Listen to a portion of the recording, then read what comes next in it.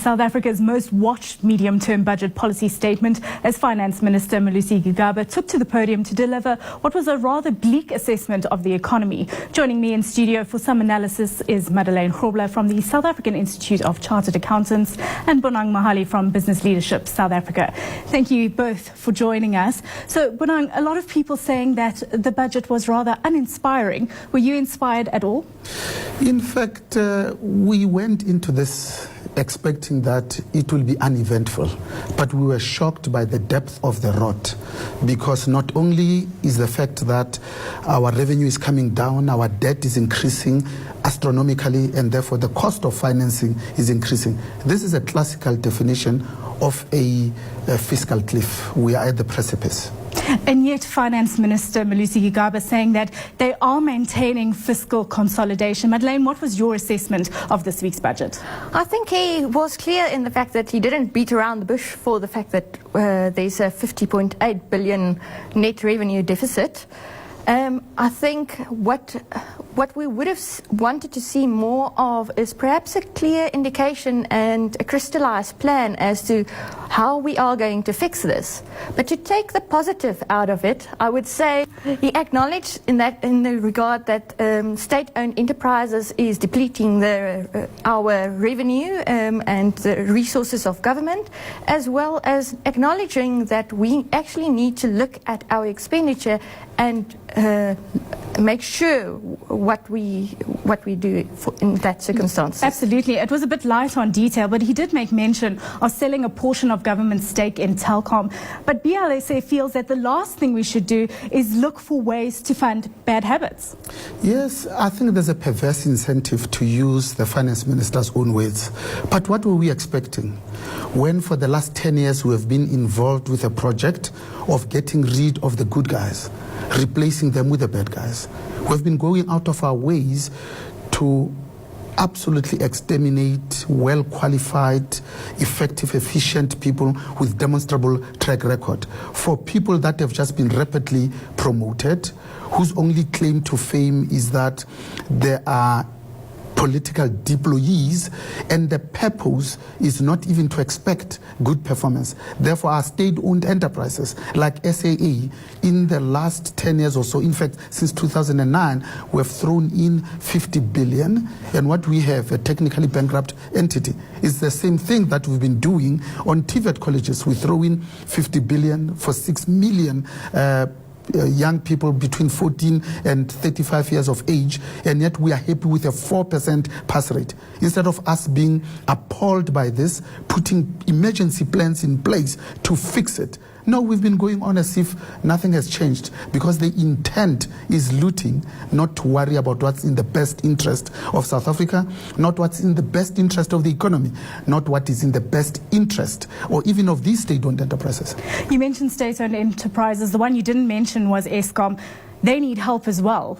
And Minister Grobler was saying that they need to open up new revenue streams. He mentioned, the tariff hikes, that was a possibility. But we've also had the SAB debacle come to the fore. Surely Eskom should also be putting muscle into perhaps getting some of those monies back from the kickbacks that were paid, and to inflate the prices that it paid for those SAP products. The Eskom case is actually quite excruciating.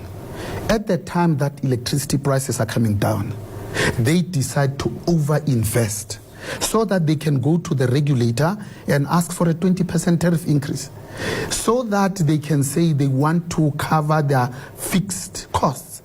We have always known, and here's a company that at its most borrowed, living on taxpayers' mercy. What business do they have to give a private company called Tegeta a 1.6 billion a guarantee to buy another private company called Optimum Coal, owned by the Guptas, a guarantee? As if it's not enough, they've given them slightly less than 600 million as prepayment. At some stage, if you play Father Christmas with the citizens' money, you are going to run out of money. Now this government is run out of money. Now what are they going to do? The best assets, like their stake in Vodacom, they are going to sell. Telkom is performing superbly. It's well governed. The board is independent. Sipoma Seko is doing an amazing piece of work. This is the golden goose that lays the golden eggs. You want to sell it to put it in a bottomless pit. That is SAA. It is really absolutely bizarre. The problem is that we're laying the foundation that robs our children's future. We are mortgaging our youth's future. When you talk about robbing our children's future and cutting off the golden goose there, does this mean we're in for tax hikes come February? Because you didn't make much mention of tax in this mini budget at all. That's correct. Usually what business would like to see is whether the budget speech indicates to you whether there would be any surprises in the mini-term budget speech come February 2018.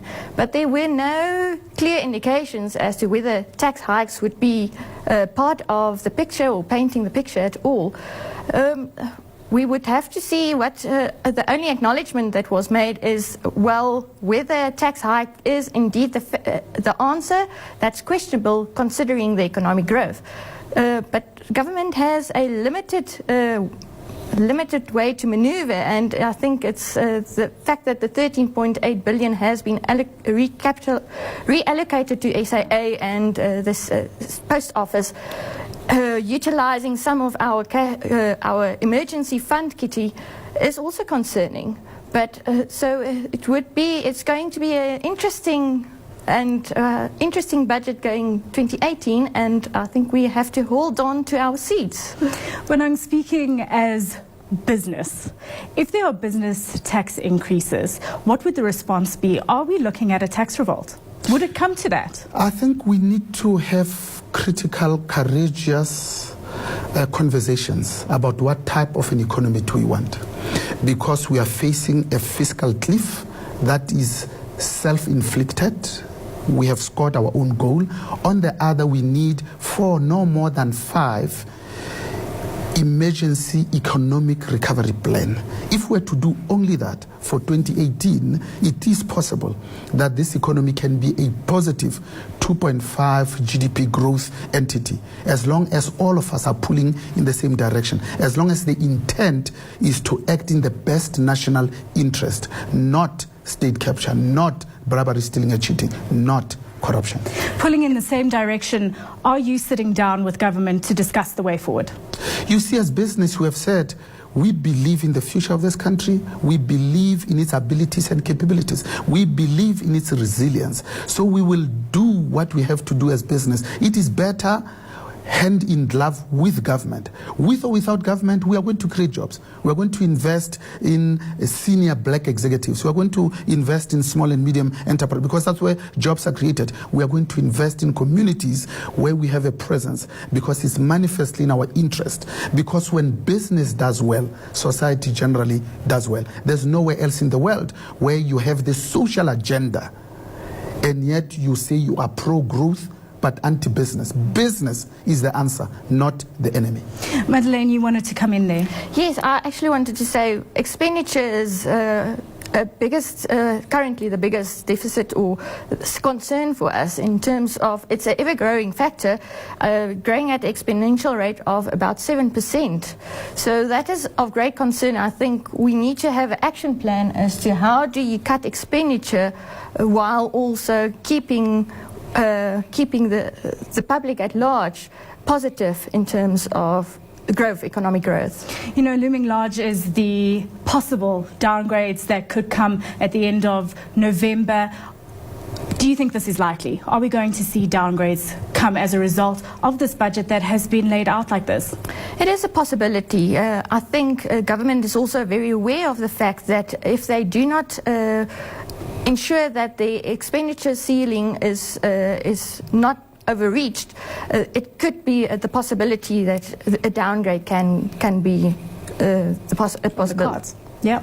But, you know, previously business showed a very united face to ratings agencies in Finance Minister Gigaba's predecessor's time. Do you think that that'll resurface again? Gigaba has said that the ratings agencies will be visiting the country before the next decision has to be made. Are you going to be involved in those discussions at all? So first, we move from a stage where a rating agency's downgrade was a probability to a certainty. With this budget, it's a certainty. Number two, isn't it ironic that at the time that business, labor and government were on a roadshow to do what? To promote investment into South Africa. The president chose to write to the Minister of Finance and his deputy and the entire National Treasury to say, come back so that I can fire you. At the time that all the three rating agencies had agreed on at least 5 things, to say it's your politics that we're worried about. It's the management and governance of state-owned enterprises. It is about the lack of growth in our economy. We knew what the problems were. So here we are as Team South Africa showing a positive, concerted face to say we believe in this country, and the president does exactly the opposite. Well, it's definitely going to be interesting to see how everything plays out, especially in the lead up to December's ANC elective conference. But we have to leave it there for now. We'll be following up with you until February and beyond that. But thanks for joining us. Thank you. Thank you. Madelein Grobler is from the South African Institute of Chartered Accountants, and Bonang Mahali is from Business Leadership South Africa.